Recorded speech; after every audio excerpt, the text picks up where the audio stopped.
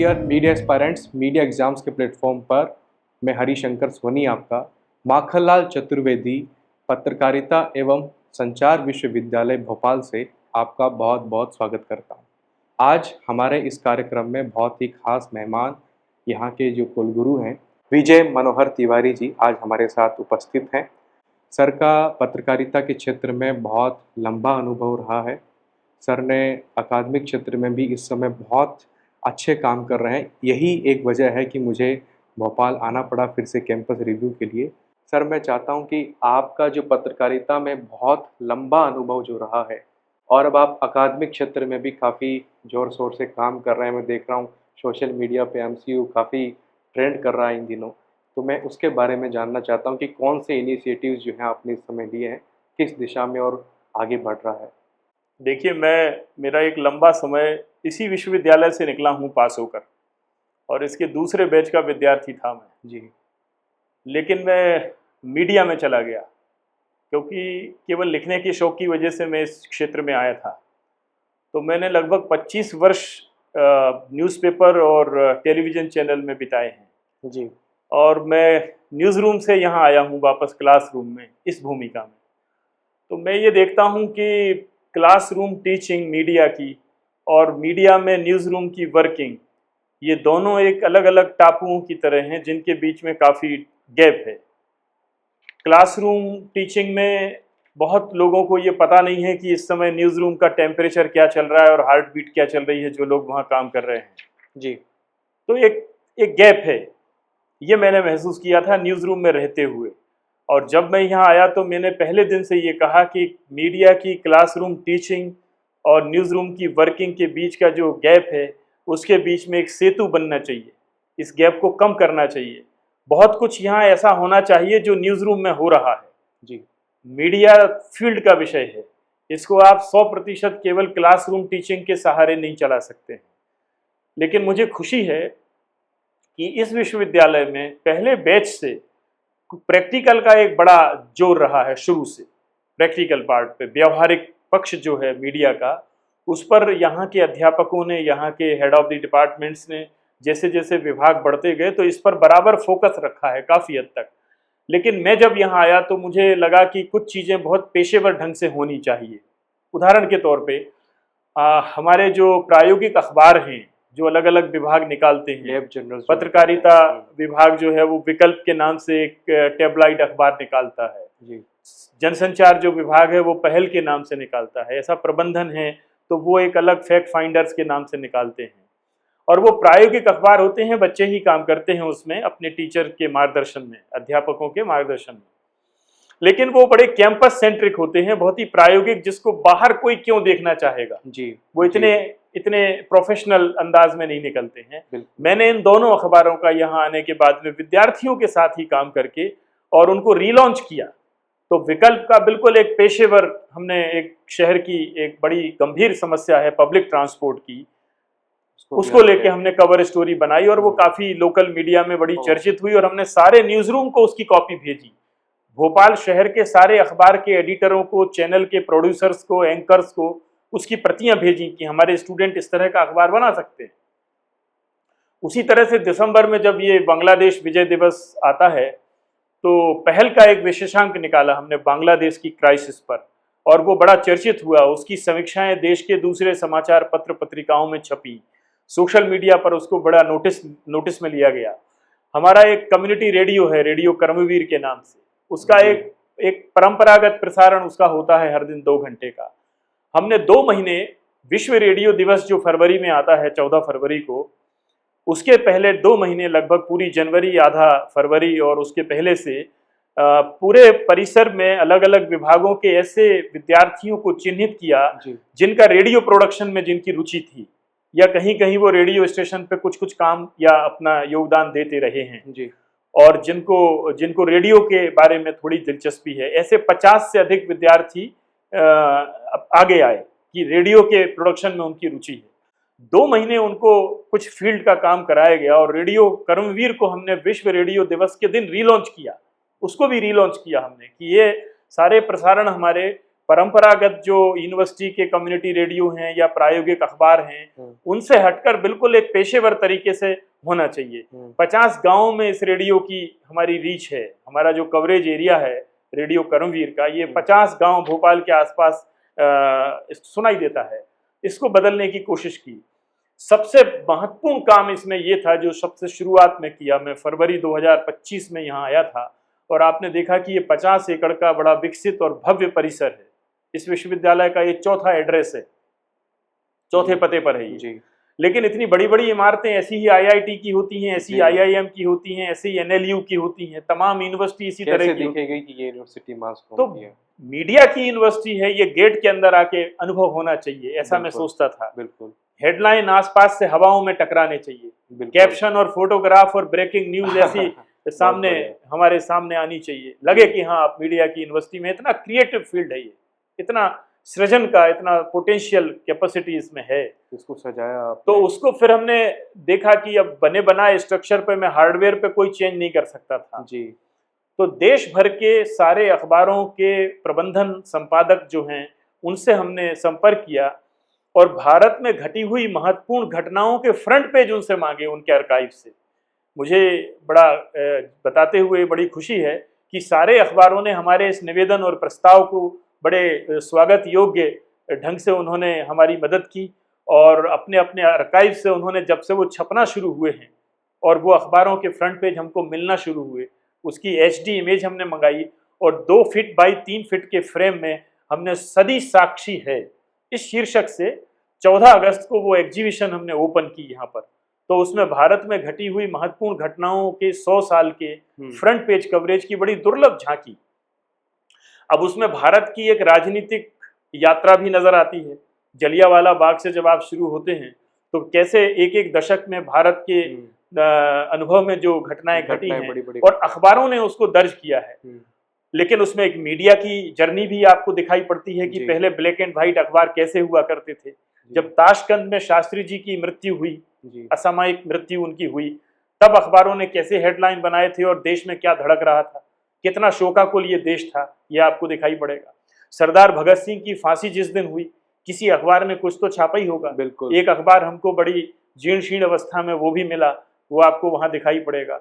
हर दशक में 70 का दशक आते आते आपको बांग्लादेश बनना, पाकिस्तान का टूटना, फिर इमरजेंसी का लगना और जनता पार्टी की सरकार का बनना गिरना, फिर इंदिरा जी का वापस लौटना और 80 का पूरा दशक पंजाब के आतंकवाद से जिस तरह ग्रसित रहा। 84 में इसी भोपाल शहर में गैस हादसा हुआ जिसमें कई हजार लोग मारे गए। तो उसका आपको मैं बताऊं, भोपाल के किसी अखबार में 1984 के 2 और 3 दिसंबर की रात का वो अखबार ही नहीं है। दिसंबर के कोई अखबार भोपाल के किसी अखबार के आर्काइव में नहीं है। वो हमको जयपुर में और ग्वालियर में मिले वो फ्रंट पेज। तो ये अनुभव में आया कि इस घटना का कोई हिस्टोरिकल इंपॉर्टेंस ही नहीं समझा हमारे। ये भी अपने आप में घटना है कि अखबार जो है भोपाल के किसी अखबार में अपने आर्काइव में 84 का अखबार नहीं है। ये हमको इसी कारण से पता चला। तो वो हमको ग्वालियर में स्वदेश में मिले हैं वो गैस हादसे के 2 बड़े शानदार फ्रंट पेज। स्वदेश जैसे अखबार ने ग्वालियर में अपने संदर्भ को, अपने आर्काइव को इतना समृद्ध बना के रखा हुआ है कि आप वहां से तमाम 70 के दशक के बहुत अच्छे पेज हमको मिले। तो देश भर के सारे अखबारों ने हमको उसमें मदद की। अब मैं दक्षिण भारतीय भाषाओं, गुजराती, मराठी के मुझे मिल गए हैं, बांग्ला और असमी, इन अखबारों के भी ला रहा हूं। हम एक राष्ट्रीय विश्वविद्यालय अगर हैं तो पूरे देश की सभी भाषाओं का मीडिया यहाँ नजर आना चाहिए। अब टेलीविजन में तो आप कुछ ऐसा दिखा नहीं सकते हैं सिवाय स्क्रीन के, लेकिन प्रिंट में ये गुंजाइश है। फिर हम इसके आगे गए और एक शख्स हैं यहाँ पे, डॉक्टर जवाहर कर्नावट। उन्होंने पिछले 40 सालों में दुनिया के अलग अलग देशों में हिंदी पत्रकारिता कैसे फैली, कैसे विकसित हुई, कैसे हस्तलिखित अखबार बने, तो ऐसे 35 देशों के वो फ्रेम हम लेके आए उनकी मदद से। और वो हमने अभी जब उदंत मार्तंड के 200 वर्ष का प्रसंग अभी भोपाल में एक बड़ा कार्यक्रम विश्वविद्यालय की पहल पर हुआ, तो उसमें हमने उन 35 देशों में फैली हुई हिंदी पत्रकारिता की बड़ी उतार चढ़ाव से भरी हुई यात्रा और उदंत मार्तंड से लेकर आज तक के छपे हुए भारत के अखबारों की पूरी एक झांकी उस कार्यक्रम में वहां प्रस्तुत की। अभी इस मौके पर हमने जो 35 साल विश्वविद्यालय के हुए हैं, और यहाँ से निकले हुए जो प्रतिभाशाली विद्यार्थी मीडिया के अलग अलग विधाओं में काम कर रहे हैं, प्रिंट में, टीवी में, रेडियो में, डिजिटल में, पीआर में, एड एजेंसीज में, सिनेमा में, तमाम माध्यमों में जो कम्युनिकेशन के जो भी माध्यम हैं, देश और दुनिया में जो काम कर रहे हैं, ऐसे 50 से अधिक विद्यार्थियों के अपने जीवन के संघर्ष और उपलब्धियों के अनुभव पर आधारित एक किताब अभी हमने प्रकाशित की, जिसका लोकार्पण अभी हुआ है। इसी तरह से दिसंबर में हमने एक बड़ा कार्टून शो किया है नेशनल लेवल पर। देश भर के 6-7 राज्यों के 12 कार्टूनिस्ट उसमें आए और उनकी 40 साल के कार्टूनिंग के कैरियर में जो उन्होंने सर्वोत्कृष्ट चर्चित कार्टून बनाए थे, वो उन्होंने हमारे साथ में बांटे। उसकी एक पूरी प्रदर्शनी यहाँ लगी, एक टॉक शो हुआ और लाइव कार्टूनिंग उनके साथ हुई। इस परिसर में पहली बार 35 वर्षों में इतने सारे कार्टूनिस्ट यहाँ आए और विद्यार्थियों के बीच में उन्होंने अपना एक अच्छा प्रदर्शन किया। उन्होंने कार्टूनिंग के बारे में बताया। उस पूरे अनुभव पर केंद्रित उन्हीं 12 कार्टूनिस्ट के साथ में हमने जुड़कर एक कार्टून कथा के नाम से कॉफी टेबल बुक का लोकार्पण अभी किया है। और मुझे ये बताते हुए बड़ी खुशी है कि विद्यार्थियों ने इसमें ज़्यादा काम किया है, इस पूरे दोनों कामों में, दोनों प्रकाशनों में, और ये बहुत ही उत्कृष्ट प्रकाशन उन्होंने किए। इससे उनको प्लेसमेंट में भी डायरेक्ट हेल्प मिल जाएगी। बिल्कुल मिलेगी। और ये अमेजन और फ्लिपकार्ट पर हमारे ये दोनों पुस्तकें आ गई हैं पिछले हफ्ते। तो हम इस स्तर का प्रकाशन कर सकते हैं कि हम ग्लोबली ऑनलाइन लोगों को उपलब्ध करा पाएं और वो खुद ये तय करें कि इस विश्वविद्यालय की क्या ताकत है, क्या शक्ति है। बिल्कुल, जैसे हम आईटी के विश्वविद्यालय देखते हैं, आईटी के बच्चे कुछ न कुछ इन्वेंशन करते हैं तो उनके बारे में खबरें छपती है कि आईटी का फलना, आईआईटी दिल्ली के ये इन्वेंशन हुए। तो कहीं ना कहीं मास कॉम में भी वो चीज़ आप करने की कोशिश कर रहे हैं कि बच्चों की रिपोर्टिंग जो है अखबारों में छप रही है और किस तरह से वो जो कहीं उनको प्रैक्टिकल एक्सपोजर। अब तक यहाँ पर आउटडोर कवरेज के नाम पर केवल भोपाल में जो घटनाक्रम होते हैं, भोपाल में जो कार्यक्रम होते हैं, असेंबली चलती है, तब विद्यार्थियों के कुछ समूह आउटडोर रिपोर्टिंग के लिए जाते रहे हैं भोपाल में। ऐसा पहली बार हुआ है कि मध्य प्रदेश से बाहर हमने लोगों को भेजा है आउटडोर कवरेज के लिए। तमिलनाडु भेजा, महाराष्ट्र भेजा, हमने मध्य प्रदेश के अन्य शहरों में भेजा, बड़े बड़े इवेंट हुए। तो उन जगहों पर पूरा 20 विद्यार्थियों की टीम एक आउटडोर न्यूज रूम की तरह काम करती है, जो वहां जाकर अखबार बनाती है। ऐसे 2-3 अवसर अभी इस सत्र में आए जब हमने वहाँ ये आउटडोर न्यूज रूम गया और 8 पेज का उन्होंने बहुत ही बेहतरीन अखबार वहाँ बनाए और रियल टाइम कवरेज के साथ में। तो ये प्रयोग हुए हैं जिससे लोगों को थोड़ा सा प्रयोग में उतरने का एक अवसर मिले। एक बात मैं सारे अपने अध्यापकों से भी कहता हूँ और देश भर में जो मीडिया के कोर्स जहाँ चल रहे हैं कि क्लासरूम की जो दीवारें हैं इनको तोड़ देना चाहिए। बिल्कुल। और इसमें एक आधे से ज्यादा हिस्सा न्यूज रूम का लाना चाहिए। बिल्कुल, प्रैक्टिकल एक्सपोजर। और आपको न्यूज रूम में जाके खुद देखना चाहिए कि वहाँ आपके ही पढ़े हुए विद्यार्थी, आपके पढ़ाए हुए विद्यार्थी देश भर के न्यूज रूम में क्या काम कर रहे हैं। तो अध्यापकों को भी अपनी इस जड़ता से बाहर आना चाहिए और उनको न्यूज रूम में लगातार कनेक्ट होना चाहिए। और जैसा अभी आप मुझे बता रहे थे कि माखल के लाल जो आपका जो एक इनिशिएटिव है कि सोशल मीडिया पर भी मैं देख रहा हूँ कि जो आपके एलुमनीज हैं उनके बारे में चर्चा हो रही, उनके पोस्टर्स वगैरह काफी हमें उनके अनुभव का लाभ लेना चाहिए। वो अलग अलग चैनलों में, अखबारों में, जगह जगह बड़ी सीनियर पोजीशन में काम कर रहे हैं। 30-30 साल उनको निकले हुए हो गए हैं। उन्होंने अपने उद्यमी प्रतिष्ठान खड़े किए हैं और करोड़ों के उनके टर्नओवर हैं। इस पूरी बाहर बिखरी हुई हमारी ही ताकत जो है उसको हमको एकजुट करना चाहिए। तो उसके लिए वो माखन के लाल शीर्षक से वो पुस्तक बनी। एक बात मुझे ये बताते हुए बड़ी खुशी है कि माखनलाल यूनिवर्सिटी में इस विश्वविद्यालय के जो अध्यापक हैं, जो आचार्य हैं, उन लोगों का एक प्रैक्टिकल अच्छा एक्सपोजर रहा है। तो जो गैप की बात मैं करता हूं कि क्लासरूम और न्यूज रूम के बीच का जो गैप है वो काफी हद तक यहाँ संतोषजनक है कि वैसा नहीं है।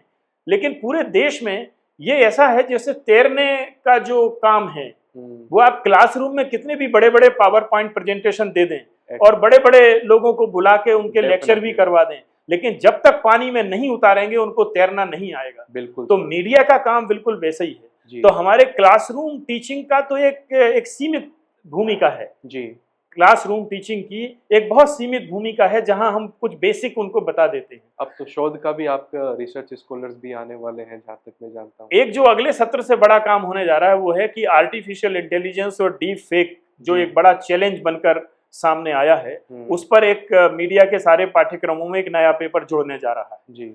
और जब वो पेपर जुड़ेगा तो उसकी नियमित क्लास जरूरी होगी। जब नियमित क्लास जरूरी होगी तो साल भर पढ़ने के बाद और अपना ग्रेजुएशन का यूजी या पीजी का कोर्स कंप्लीट करने के बाद जब विद्यार्थी यहाँ से निकलेंगे तो वो किसी भी न्यूज रूम में हक्के बक्के नहीं खड़े रहेंगे कि एआई के बारे में उन्हें कुछ नहीं पता है। वो इतनी उनकी समझ विकसित होगी कि अगर उनको डे 1 से किसी भी न्यूज रूम में अगर एआई से संबंधित कोई भी काम दे दिया गया है तो वो बहुत अच्छे से कर सकते हैं। तो एक नया प्रश्न पत्र मीडिया के सभी पाठ्यक्रमों में जुलाई से जुड़ने जा रहा है और इसके लिए एक टीचर्स ट्रेनिंग का 2 हफ्ते का प्रोग्राम बन गया है जो जुलाई में हम करने जा रहे हैं सारे टीचर, और मैं खुद उन टीचर्स के साथ में ट्रेनिंग में बैठूंगा। मुझे भी आना चाहिए। मैं यहाँ बैठा हूँ तो केवल एक पॉलिसी लेवल पे कोई डिसीजन कर लूं लेकिन मुझे ही नहीं आती वो चीज तो मेरा यहाँ बैठना बेमानी है। बिल्कुल। तो वो चीजें कुछ बेसिक मुझे भी पता होना चाहिए कि इस समय क्या चल रहा है न्यूज रूम के अंदर। जी। तो सर ने अपने इनिशिएटिव्स के बारे में बताया कि माखनलाल चतुर्वेदी विश्वविद्यालय में किस तरह के जो है रचनात्मक कदम आपने उठाए हैं सर।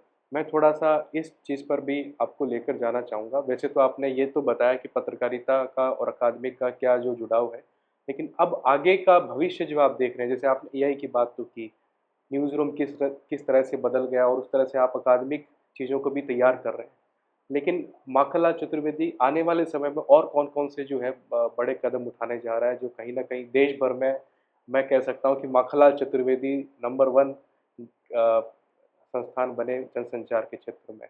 ऐसे कौन से कदम जो है उठाए जा रहे हैं? देखिए, भविष्य के गर्त में क्या छिपा है ये कोई जानता नहीं। जी, ये भी ठीक है। और उसके बारे में कुछ भी कहना समय के पहले कही गई बात होगी। जी। चीज़ें समय के साथ में सामने आएंगी, लेकिन जो मेरी कल्पना है, मैं अपने पत्रकारीय जीवन में रिपोर्टिंग के लिए पूरा देश 8 बार मैंने भ्रमण किया है आउटडोर कवरेज के लिए। मीडिया में जितना एक जो क्रिएटिव फील्ड है उसमें मैं ये देखता हूँ और मैं कहता हूँ अक्सर कि ये विश्वविद्यालय मीडिया का शांति निकेतन बनना चाहिए। मीडिया का शांति निकेतन बनना चाहिए, इतना प्रयोगधर्मी होना चाहिए, हमको इतना तरल होना चाहिए अपने पाठ्यक्रमों की जो एक ठोस रचना हो जाती है और उसी को हम हर साल करते रहते हैं। हमें इतना तरल होना चाहिए कि क्या हम हर साल अपने पाठ्यक्रमों को इंडस्ट्री की, मीडिया जगत की ज़रूरतों के अनुसार हम उसको मोड़ सकते हैं क्या? जी। तो इतना तरल हमें होना चाहिए कि हर बार जो विद्यार्थी यहाँ आए तो वो अपने समय की जो ज़रूरतें हैं पूरे मीडिया के अलग अलग क्षेत्रों की, जिस तरह से फैल रहा है मीडिया। हम जब कोर्स करके यहाँ से निकले थे तो केवल प्रिंट था जी, केवल समाचार पत्र थे, पत्रिकाएं थी जी, और कोई रंग नहीं थे उसमें, ब्लैक एंड व्हाइट छपते थे वो। फिर 90 का दशक आगे बढ़ा तो कुछ कलर टेक्नोलॉजी आई और कुछ कलर पेज होने लगे, फ्रंट पेज और लास्ट पेज कलर होने लगे। फिर धीरे धीरे अंदर के पेज कलर होने लगे। 2000 तक आते आते 24 घंटे के सैटेलाइट जैसे ही न्यूज चैनल आए तो ये कहा गया कि अब प्रिंट का क्या होगा। आज इतने सालों बाद 2.5 दशक बीत गए हैं इस यात्रा के। टेलीविजन चैनल भारत में 24 घंटे के सैटेलाइट जब आए तो उसके 25 साल के बाद में हम ये देखते हैं कि प्रिंट का कुछ नहीं बिगड़ा। बीच में कोविड चला गया, उसके कारण बिगड़ चुका है आने के बाद। उल्टा टीवी कवरेज को हम देखते हैं कि वो कई बार डीरेल हो रहा है जी, कई बार वो पटरी पर नहीं है, परिपक्व नहीं है। जो भी ऑपरेशन सिंदूर से जैसी जब भी कोई घटनाएं होती हैं या कोई देश में कोई बड़ी क्राइम की घटना हो जाए तो जितना वो बचकाना दिखाई पड़ता है टीवी चैनल, तो वो अपेक्षा नहीं की जाती कि 25 वर्ष की यात्रा के बाद तो उसको परिपक्व होना चाहिए, देश के बड़े मुद्दों पर काम करना चाहिए। और ये सो कॉल्ड प्राइम टाइम जो शो होते हैं, दरअसल उसमें ना कुछ प्राइम होता है ना कुछ शो होता है। वो जितना जल्दी खड़ा हुआ उतना ही जल्दी उसका डाउनफॉल तो उसको जिस तरह से व्यूअरशिप उसकी गिरी है, तो उनको मैं समझता हूं कि भविष्य के मीडिया में हमें भारत को और ढंग से समझना पड़ेगा, भारत की जड़ों की तरफ जाना पड़ेगा और भारत के समाज की जो बुनियादी जो चीजें हैं, जो उसकी ब्यूटी है, जो उसकी प्रॉब्लम्स भी हैं, समस्याएं भी हैं, लेकिन वो समाधान खोजने की भारत के समाज की जो अंतर्निहित शक्ति है उस तरफ मीडिया को ध्यान देना पड़ेगा। तो मुझे लगता है कि हम अपनी जो विश्वसनीयता है उसको बनाए रख पाएंगे। और ये 200 साल हिंदी पत्रकारिता के अभी मई के महीने में हो रहे हैं, तो ये प्रसंग इस समय आया है पूरे देश के सामने। तो इस समय हमें कुछ नई दिशा में सोचने का, नए संकल्पों को धारण करने का समय है जी। आने वाले बच्चों को आप क्या मैसेज देना चाहेंगे? बिल्कुल मुक्त मन से आएं। मैं ऐसे ही किसी छोटे से गांव से इसी विश्वविद्यालय में एक दिन आया था, जी। यहीं से मैं पढ़ के निकला हूँ।